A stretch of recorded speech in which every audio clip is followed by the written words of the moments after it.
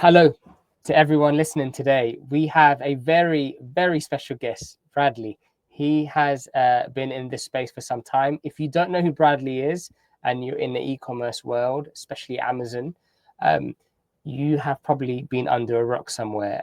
He has been given gem after gem online events in terms of strategies of how to grow your brands. So Bradley, it's a pleasure and honor to have you. Thank you so much for joining us. Thank you for having me. It's a pleasure to be here. Awesome. I want to do something different with you, Bradley. More like this can be slightly different to what people usually see because they tend to see you giving some advice in terms of hacks and how you can improve what you've got going, how to you can make best use of the tools at our disposal. I want to kind of more so talk about your history. When did you first come into contact with e-commerce? It was probably about 25 years ago now. When the first Fast and Furious movie came out, whenever that was. So like between 20 and 25 years ago. So I was all into that Right. like for my car, but I had a Korean car at the time, a Hyundai. And in those days, like Right. Hyundai didn't have a great reputation and nobody had parts for that car. Everybody was doing stuff for Honda and Toyota and the Japanese cars. And so I found a website in Korea that had products because in Korea, Hyundai and Kia, that was like the Honda of that country. And so I started ordering some products from this one website, and I always had an entrepreneurial mindset. I feel like just naturally, and so then I was like, wait a minute, there's got to be other people in America who are looking for these products, and yeah, I can order it and wait like 2 months and pay a boatload of shipping. But I was like, there's got to be a better way. So I contacted the owner of that company. I was like, hey, let me like open a warehouse for you and let me be your partner, and then I'll handle your customer service and I'll handle your shipping. You ship containers over, and boom. That was a like kind of website that was starting off, and I haven't been affiliated with them like 20 years, but I just checked. It's still there. It's called a sharkracing.com. No way. He's still selling Korean car parts to Americans. And yeah, like I was very early in on that website. That was my first e-commerce. Oh wow. Okay. And then when did you kind of get your first sniff at Amazon? That was probably in the mid 2010s. That started me working with Korean companies, and so like from there, I always like work for Korean companies off and on for like 20 years. And then one of the groups I was working with started selling phone cases. I know it's cliche now to sell that on Amazon, but in the early days, Yeah. it was crazy, and these guys were selling thousands of phone cases a day, even. And Wow. I was kind of like the entity guy, they were all Korean, so like I was the one who made the US company. I provided the warehouse. You can see a theme here. That's what I do, I guess. And I didn't know anything about Amazon, but they started selling on Amazon. But I was the one. I was shipping FBM, so like I was packaging. We had a little machine, like 500 to 800 FBM phone cases a day. I was shipping by hand by myself, and then I would send stuff to FBA for them. But I really didn't know anything about like the inner workings of Amazon outside of a label, and customers were ordering it and stuff like that. So that was my first taste. And then when I kind of like split from them, I made a decision. I was like, I want to find out what more about this Amazon, because I was like, this is interesting. Like, how could they come out of nowhere and sell thousands of phone cases a day on this platform? Maybe there's something there. And then that's why I started like going to conferences and educating myself. Okay. So when you were going to conferences and educating yourselves, were you doing anything yourself outside of that, working with that brand, or was it mostly No, with the so brand? it was a fast like turnaround. Like when I split from that company, um, I I went to a conference and it kind of changed my life. It was called Zon Squad Live. It was like in 2016, I think. It was in Chicago. I was so poor Right. in those days. I've told this story before that I had enough money for either a hotel or a rental car, and I was like, well, how am I going to even get to the hotel? Uber wasn't really much of a thing then. And so I got a rental car and I slept in the car during this conference because I didn't have Wow. enough money for a hotel. And I was just like, it opened my eyes because I like jumped right in. This is kind of like a mastermind level event. Like, so I jumped right into like an advanced thing. I was like, blew my mind the possibilities of e-commerce, and especially for when it comes to Amazon. So then I dedicated myself for like 1 month just learning everything else I could. And then I didn't start selling myself. what I did was I immediately became a consultant. Like I even became a consultant for my ex partners because I found out that they really didn't know what the heck they were doing. They just kind of like lucked Wow. into to all those sales. And so like immediately I became a consultant for my ex partners and then other people out there. What was it you think that made you love this space? Because you can't be doing the amount of content that you're doing right now and been going for as long as you've been going if you don't love it. It's I love the science of it too. It's like it's not I've never been one of those people who's like into things that you have to have a really good feel for, like oh, stock market or real estate or it depends on the right timing and stuff like that. But things that are predictable, I like. And I know Amazon obviously is unpredictable, but when I talk about predictability, it's like I was fascinated with like launching products. That was my early specialty. Like I didn't know anything about PPC or advertising or uh, listing optimization. I wasn't really good at, but I was just fascinated with the launch and how it worked and how do you get a product visible? How do you get it on page one? How do you make it stick? And then I was just like obsessed with trying to like investigate the Amazon algorithm and figure out what worked. And then when I kind of like lucked into a couple of different strategies, but then I reverse engineer. I was like, well, okay, what happened? Like I didn't do this on purpose.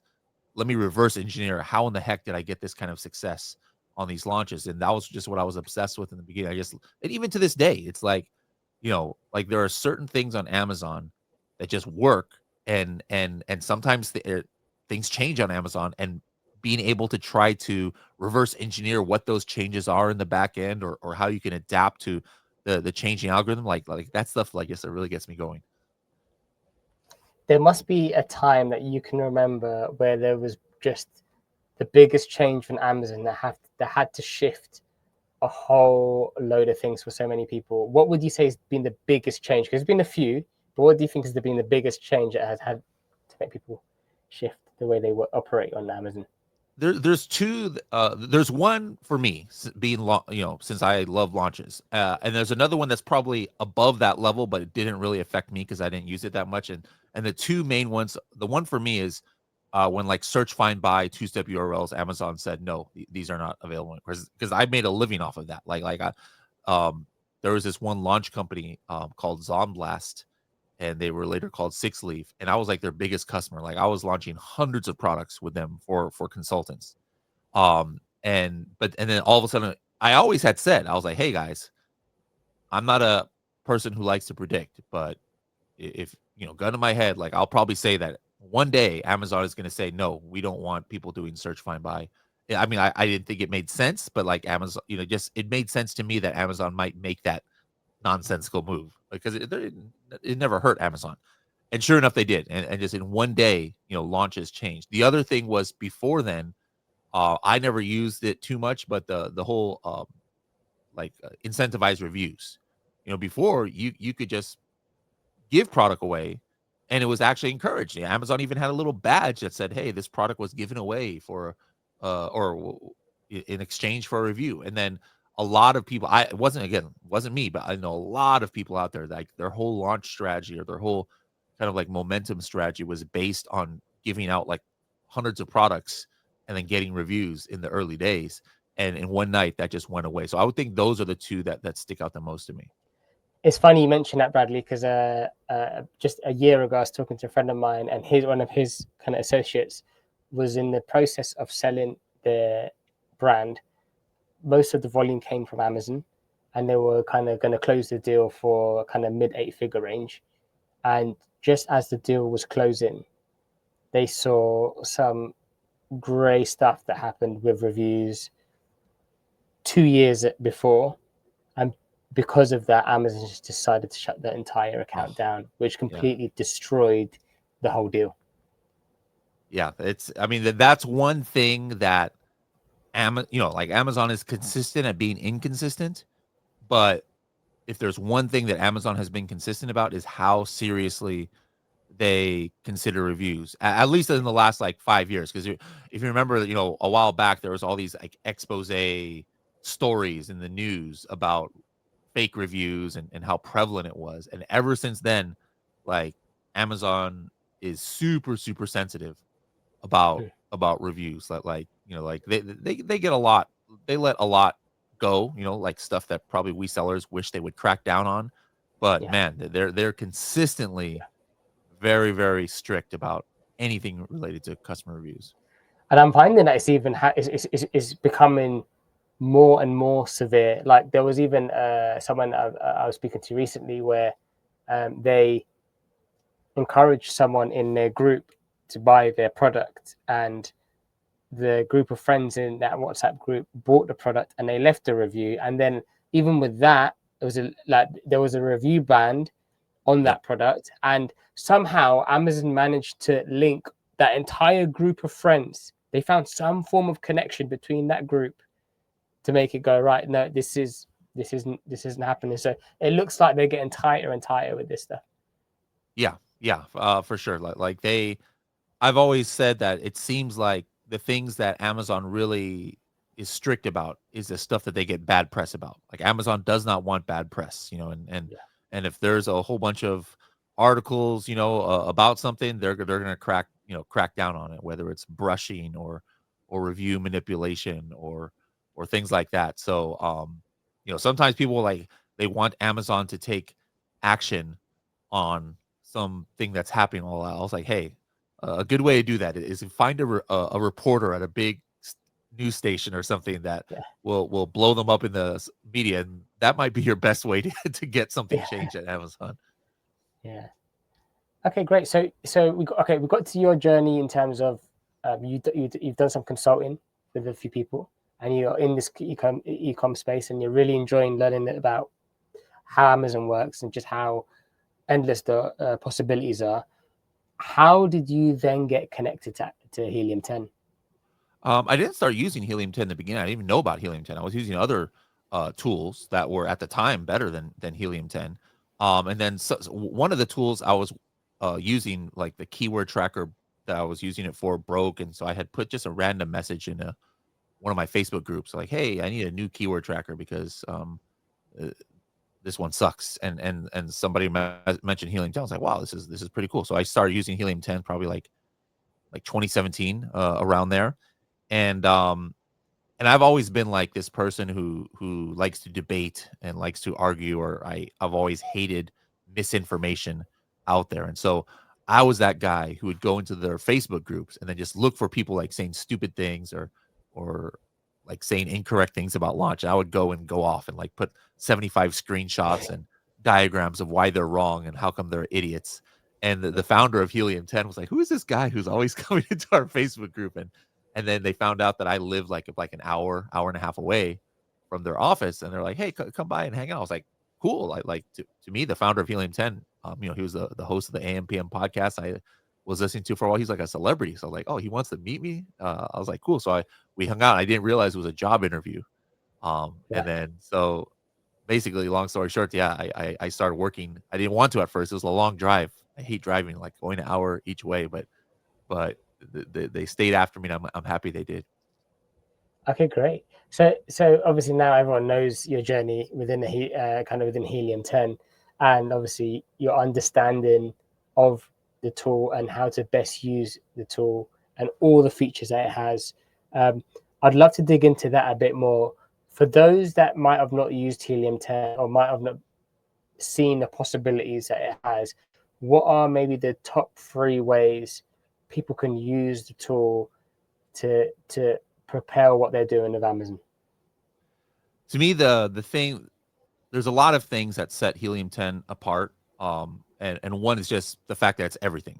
There are a lot of tools out there who have like one specific thing that they're pretty good at, be it advertising, be it inventory management, catalog management, things like that. But Helium 10 is the only one out there that has everything. Like you pretty much don't need for on Amazon, you don't need anything else once you get Helium 10. So I've always liked how they've uh even from before I worked, the company's always strived to be the all-in-one solution. The thing that we're most known for is probably the keyword research, and the important thing is that it's about the quality of the data, too.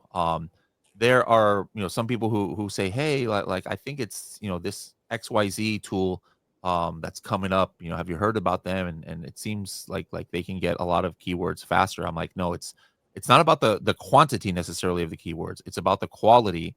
And the Helium 10 has always had the higher quantity because we just have so many data points. But because of the extra data points that nobody else is accessing, that's where the quality of the keywords comes in. And so like when you're doing research in Helium 10, you are getting sometimes double the amount of keywords that could get you sales. And when I say double, I'm not talking about the fact that we have 30,000 results when you do a Cerebro.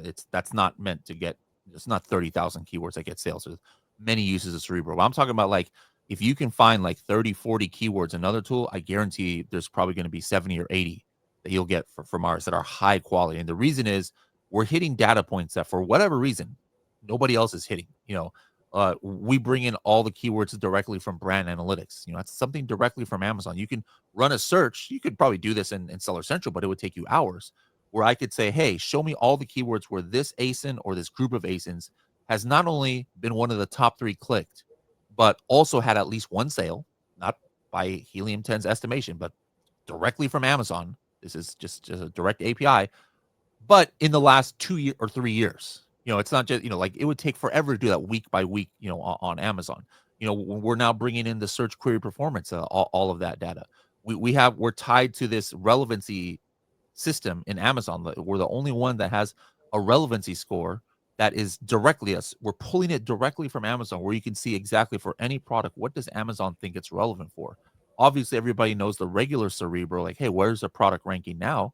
But we're the only ones that has a tool where you can go back 2-3 years and say, hey, where was this ranking in some of its peak times? And so it's just like the number of good keywords you can get is just unparalleled in any other tool out there. And I think that's like the core of what we do good, because that's the start. You can't have a good listing if you don't have the right keywords. You can't advertise against all the potential keywords that can bring you sales if you don't have the right keywords. And so I think that's what really sets us apart. Yeah, and actually to add, you could probably name with one hand the tools out there that have the history of data as well, because you go Yep. back right to the beginning. So Yep. So that's another big thing that we found as well with Helium 10. Now, let's just say I am new to Helium 10 and the data, like you said, is going to be more accurate than anywhere else, like any data you can get anywhere else. What would be the first places people should start when using the tool to get the biggest bang for their buck? What's the kind of the gateway drug in in a sense? If you're an existing seller and you're new to Helium 10, like you're already selling on Amazon, you've got some products, I would hop right into Cerebro and start analyzing your product and your competitor's product, as well as the black box brand analytics tool. And that's just going to give you a start. And then once you have your keyword lists, put them all into Listing Builder, because Listing Builder is able to kind of like analyze, hey, how many of these main keywords are you indexed for, or are you searchable for potentially? How many do you have it in phrase form? And that's a thing that, like, some chat GPTs and some things aren't that good at, is because Yeah, you have to know how the Amazon algorithm works with how to structure a listing. Like, yes, more and more actually Amazon is bridging the gap. Some of these new algorithms they have, where sometimes you don't even have to have a keyword in your listing to be indexed. Like after 5 or 6 months, let's say I have a coffin shelf and there's a keyword, um, witchy gift, right? Well, from day one, I am not going to be indexed searchable for a witchy gift. I can't run advertising to it if I don't have that keyword in my listing. But after a few months of buyer behavior, and then all these witches are buying other stuff, and then they buy my coffin shelf, Amazon is probably going to index me, for the keyword witchy gift. And so I feel like Amazon is, with all their new AIs and things, are kind of bridging the gap of like sellers who aren't doing the right thing to sellers who are doing the right thing, and say, oh, you didn't put witchy gift, but we'll go ahead and index you for it.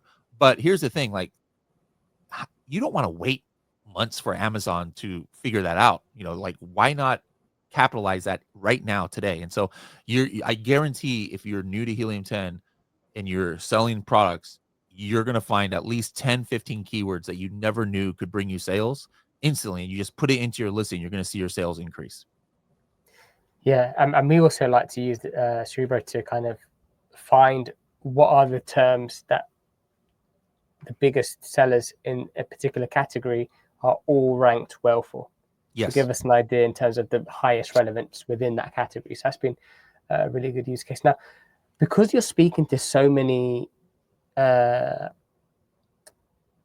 people who are in the kind of day-to-day trenches of managing their accounts, what would you say is some of the common and biggest issues being faced right now within Amazon? For me now, it's funny. It's like there's a couple main pet peeves I have, and one of them is distraction. What's happening out there is people are getting distracted by new and shiny things that are not being used and are not proven yet. Like one of them is Rufus. I'll tell you right now, I have optimized my listing based on Rufus. You know, like if I've done all the basics and all the strategies I need to make a listing relevant, the next step is logically, all right, let me make sure my listing answers the questions that Rufus is asking on my product and others. And I've optimized for it. And Rufus is amazing. It'll index in 5 minutes. Like as soon as the listing is updated and you ask a question they didn't know how to answer before, it'll answer it. But the problem is people out there are seeing so many talks about Rufus that I have talked to a lot of sellers who are so worried about, oh, I got to do this for Rufus. And I ask, well, have you looked in your search query performance reports to get the keyword? Like this is actual Amazon data, an amazing Amazon data point. And I'm not even talking about it in Helium 10 from, search query performance has been out for like 2 years, even in Seller Central. So people are like, no, I haven't, I don't even know what that is. I'm like, how are you even like talking to me about Rufus? You don't even know what search query performance is. Like, Yeah. but what's happened is so many people are talking about it. It's fine. Like I understand you talk about new things. I do it too. And like I said, I'm not going to completely badmouth Rufus. Like I literally have made changes to my own listings based on Rufus. But there's a hierarchy of what you should be doing on Amazon. There should never be a case where you say, I'm very worried about Rufus and I have no idea what search query performance is. And so that's like one of my things. I'm like, people need to like stop, drinking the Kool-Aid of like these new things that are not even proven yet.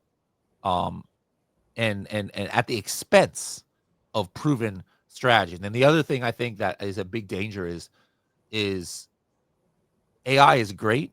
Helium 10 has been using AI for years, but some people are thinking that, hey, all I need is AI.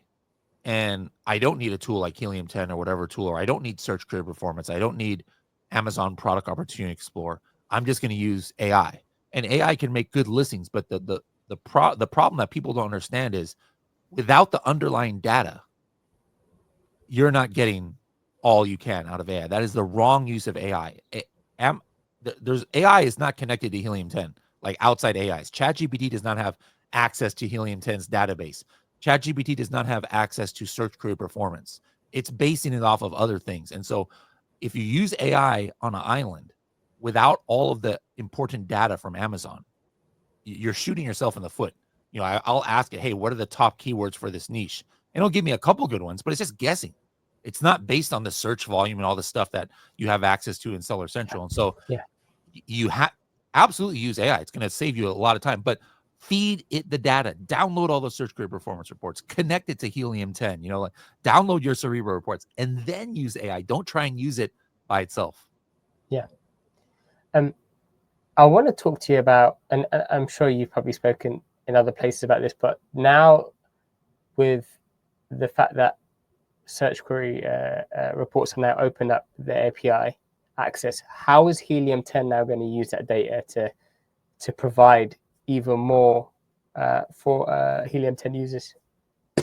Yeah, so we just launched this week our version 0.1, I call it, like of the data. And so you already can go into Helium 10 and see do things that you couldn't do in Seller Central, like do multiple products, not a full brand level, which obviously you could already do in Seller Central. But like I'm saying, hey, let me just pick 5 of these products. Let me pick products in 3 different brands and see them all at once. And not only that is see excuse me, multiple. Hold on.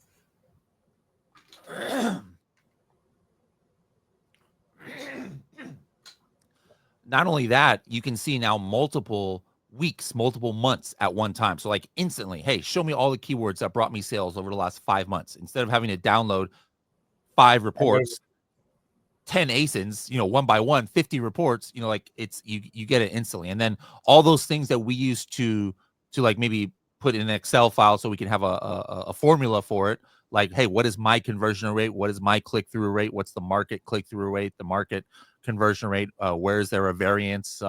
Where is my impressions more than the search volume? Where is my impressions lower? Like all those things we have like it all calculated out for you. So you can even filter like, hey, show me all the keywords where I had a better conversion rate than my competitors. And that's maybe where I want to double down in my Wow. advertising.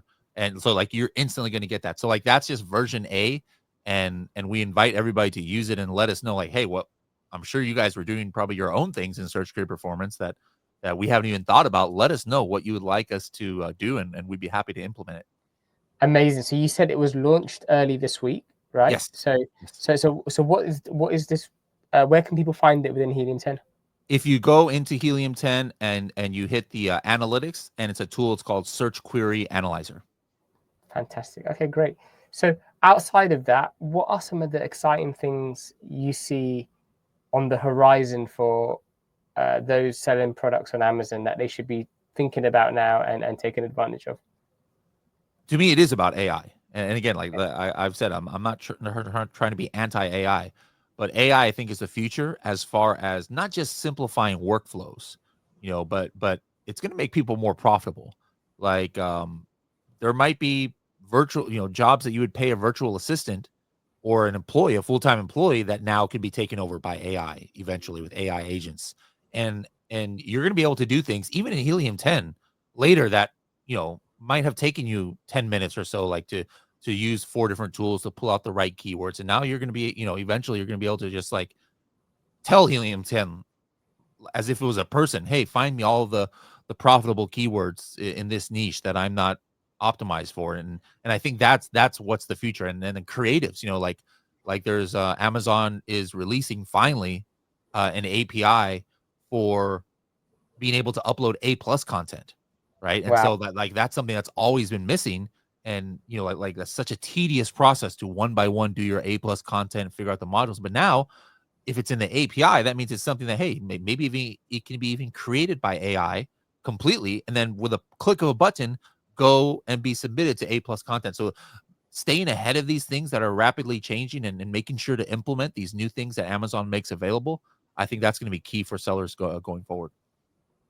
Incredible. Is there anything within the AI space that concerns you, which is going to make things a lot harder, or anything that you're worried about or you have on your radar to keep an eye on? Just in general, I'm just concerned about hallucinations, because like that just never made. I'm not a programmer. I don't know anything about that kind of stuff, but to me, it's just kind of mind-boggling about how often AI gets it wrong. Yeah. But like what? Like I'm like, what? How in the world, when this got programmed, does it think it's okay to guess or to make up something? And you see that with Rufus, you see that with ChatGPT, you see that with any AI out there. You'll easily be able to catch it lying. Like, I've used Rufus before. Say, hey, what do the reviews of this product say? And there's no reviews, and I'll say, oh, the reviews said. I'm like, there's no reviews here. Oh, I'm sorry, I made a mistake. Like I don't Yeah. understand. Like because as we rely more on it, we need it to not do it. Like I need to be Yeah. confident that what I'm asking it, I'm getting 100% truth. And so that's the only thing that's concerning. Like as we start relying more on AI, how can it get better so that it's not guessing, so that it's not giving you wrong data? Because when we start using it for our Amazon business more and more, that's our livelihood. We're doing it to make money. If it's giving us wrong information, it's gonna do us more harm than good. But other than that, it's like I'm kind of optimistic about AI, as long as they can get that fixed. Yeah, no, and sometimes it just misses things too. So it's like it'll Sure. miss some crucial steps, and it's just like, oh, but yeah, no, okay, and that's good. Is there anything that you think we should have talked about that we haven't? That's really important right now within the ecom space. I think just, I'll say it again, but it's don't no matter how many new shiny objects are coming, whether it's new algorithms, new AIs, the basics still matter. And don't forget the basics. The basics of keyword research, the basics of product research, the basics of listing optimization. There is not going to be some overnight shift on Amazon on the way that customers buy things. And so stop trying to like jump 10 years ahead of things because you heard it's cool. Don't forget the basics. Like I think people are looking at the revolution of AI and things on Amazon similar to how it was on Google. Google search has changed for sure in the last couple of years. Like it's just a lot of the answers are AI, but that's a different process. The shopping process is not going to change so fast. Like if I am searching for insulated water bottle, there is nothing that is going to beat the experience of me as a consumer typing in insulated water bottle and seeing the results. Like you cannot improve on that. It's going backwards if you think that we're going to go to a world of, I am looking for an insulated water bottle that is blue in color and might be able to hold my water at 30. Like nobody is going to be that is not a good experience. I'm going to type in 3 words I can do with one finger, and there is nothing in the next 10 years, in my opinion, that is going to change that. Where AI is going to change in shopping is it might replace the Google side. Like maybe I don't know I need an insulated water bottle. And what do I do now if I don't know that? Well, I might go to Google and like, I have a problem with my tea losing its heat on the job after 4 hours. What should I do? Or like, I'll start looking for blogs or looking for things.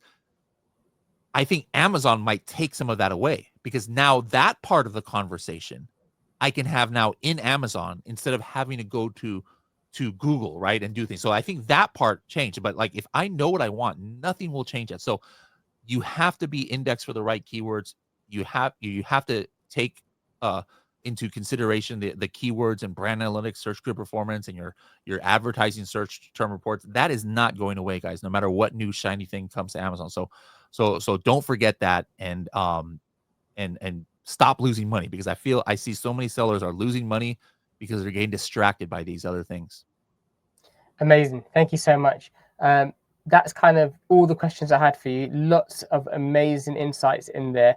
If anyone here wants to use Helium 10, we're going to provide a link somewhere in the description, whether you're watching this on YouTube, whether you're listening to it on a podcast. Thank you so much, Bradley, for joining us. And I hope you have a great rest of your day. Thank you very much. See you later.